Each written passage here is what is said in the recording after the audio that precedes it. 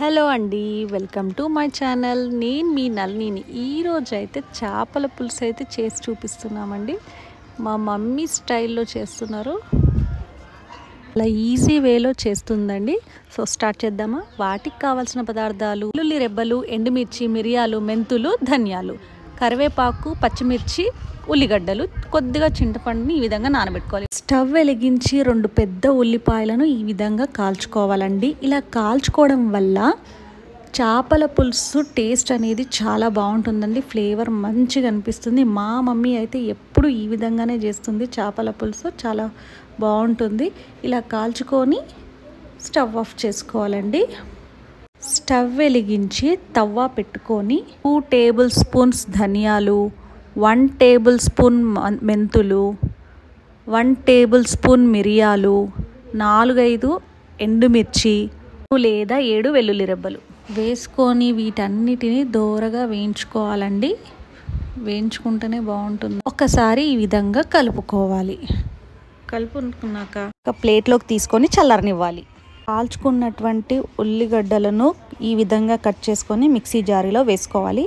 Cut చేసుకున్నటువంటి పచ్చిమిర్చి, కరివేపాకును కూడా వేసుకొని మూత పెట్టుకొని గ్రైండ్ చేసుకోవాలి. ఈ విధంగా పేస్ట్ చేసుకోవాలి.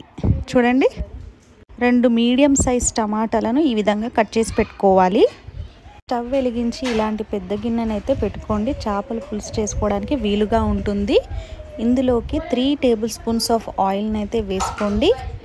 ఆయిల్ హీట్ ఎక్కాక 1/2 టీ స్పూన్ ఆవాలు, 2 రెబ్బల కరివేపాకుని కూడా వేసుకోవాలి.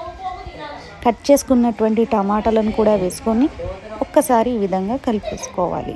1 టేబుల్ స్పూన్ అల్లం పేస్ట్ని కూడా వేసుకొని ఒకసారి ఈ విధంగా కలుపుకోవాలి. పచ్చివాసన అంతా కూడా పోతుందండి. గ్రైండ్ చేసుకున్నటువంటి ఉల్లిగడ్డ పేస్ట్ని కూడా మొత్తం వేసుకొని ఈ విధంగా కలిపేసుకోవాలి.